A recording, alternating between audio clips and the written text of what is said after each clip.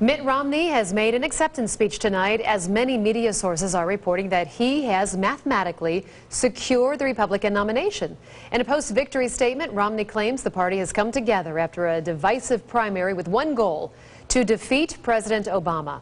But is the Republican Party as united as Romney claims? Ben has the reality check you won't see anywhere else.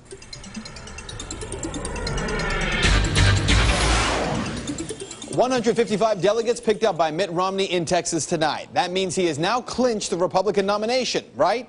Well, no, it's not true. 155 delegates in Texas, but 108 of them will not be decided until congressional district caucuses and another 34 at the Texas State Convention in June. Believe me, I wish this process was as easy as the AP pretends that it is, but it isn't.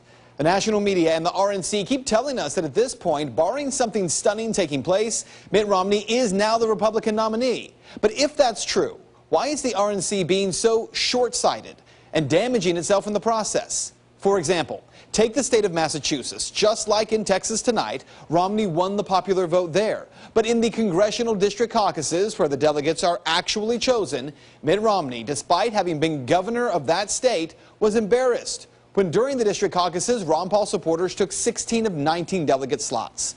In doing so, the Boston Globe reports that those Paul supporters, they beat out major names in the Massachusetts Republican Party, including State House Minority Leader Bradley Jones Jr., Kerry Healy, the former lieutenant governor, Sheriff Frank Cousins of Essex County, and Republicans' most recent nominee for governor, Charles D. Baker.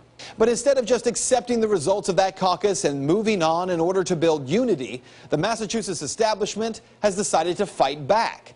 Now, to participate in the caucuses, voters had to be registered as Republicans before February 15th in Massachusetts. Those whose names did not appear on registration lists, they were allowed to cast provisional ballots and told their votes would be counted if they were proven eligible and if the election was narrow enough to make a difference. But then last week, the party's council began telling Republicans that those provisional ballots would not be counted after all, and that the rules had never allowed provisional ballots to be cast in the first place.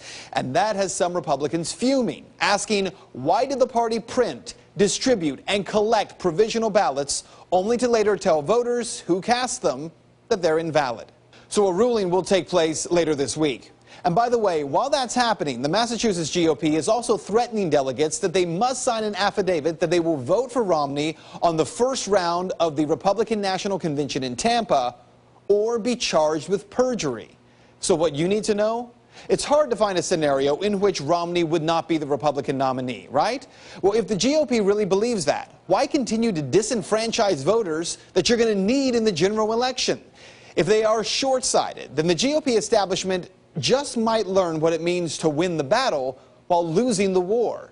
And that is Reality Check. If you'd like to make your voice heard on the story, head over to Ben's Facebook page. You can find it by searching Ben Swann.